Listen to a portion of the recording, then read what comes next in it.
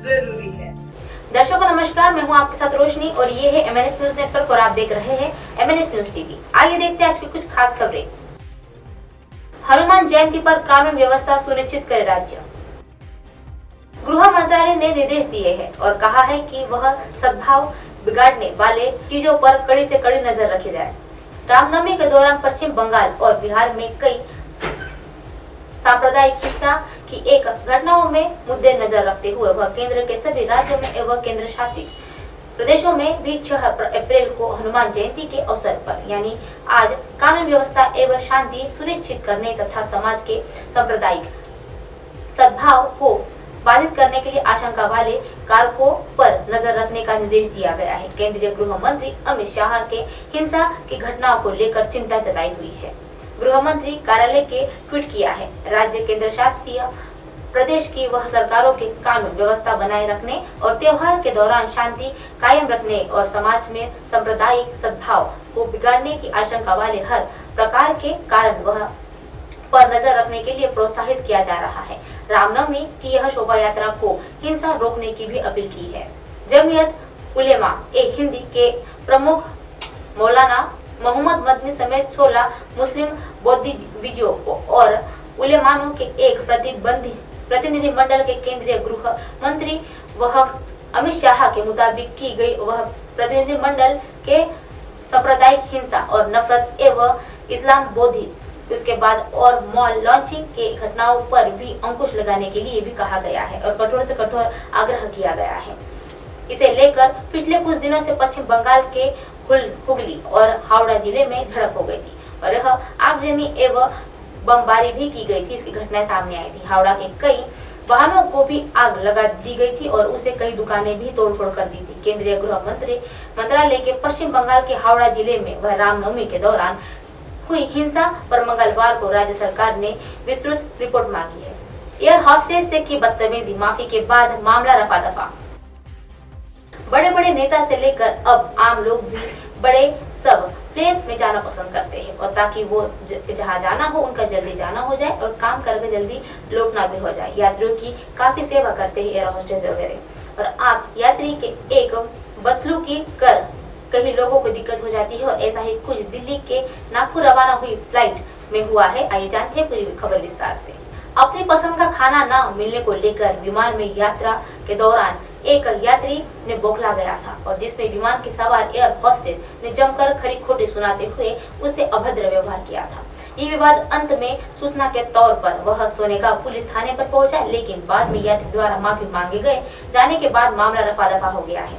बुधवार की शाम करीब 7:30 बजे दिल्ली से नागपुर से हुए रवाना फ्लाइट 6E6601 में यह उक्त यात्री सवार था। विमान में यात्रियों को वह भोजन परोसता गया था, लेकिन उक्त यात्री को भोजन पसंद नहीं आया और इसने अपने पसंदीदा भोजन की मांग की और इस पर केबिन क्रू ने उसे काफी समझाया और सूत्रों के अनुसार यात्री ने तेजी आवाज से बात करना शुरू कर दिया, पर एयर होस्टेस ने उसके कहा कि विमान में अलग से भोजन तैयार करना संभव नहीं है और विमान के पायलट ने भी उस यात्री को समझाया।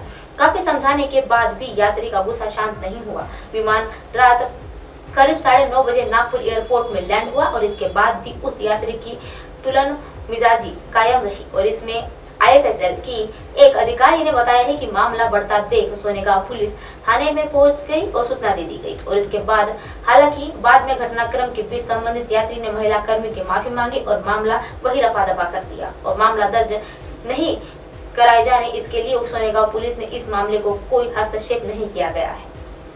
मेट्रो के संशोधित दूसरे चरण को मंत्रिमंडल की मंजूरी।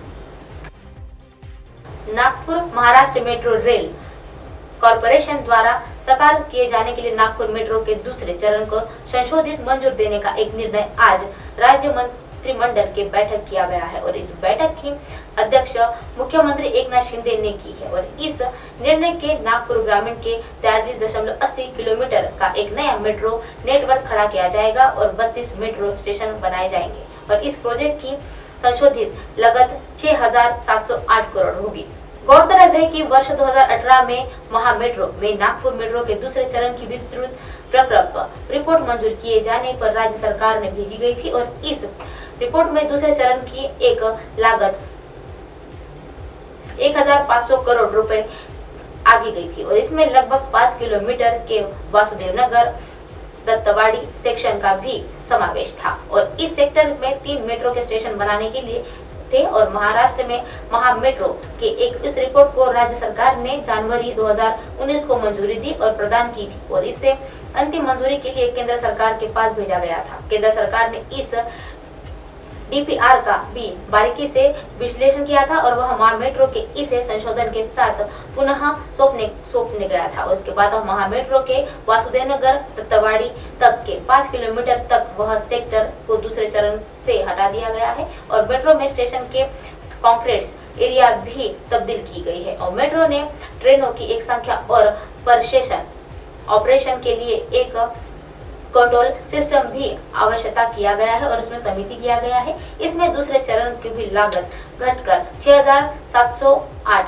करोड़ रुपए होगी और यह संशोधित डीपीआर पुनः केंद्र सरकार के पास मंजूरी के लिए भेजा गया है। केंद्र सरकार ने इसे मंजूर करते हुए फरवरी 2021 को बजट में दूसरे चरण की घोषणा की थी, लेकिन लंबे समय तक केंद्रीय कैबिनेट के इसे मंजूरी नहीं मिल पाई थी और आखिर में यह मंजूरी मिलने पर 11 दिसंबर 2022 को प्रधानमंत्री नरेंद्र मोदी ने नागपुर में दूसरे चरण का एक शिलान्यास किया था और फिर राज्य सरकार ने 2023 में राज्य बजट के दूसरे चरण के घोषित किए गए थे।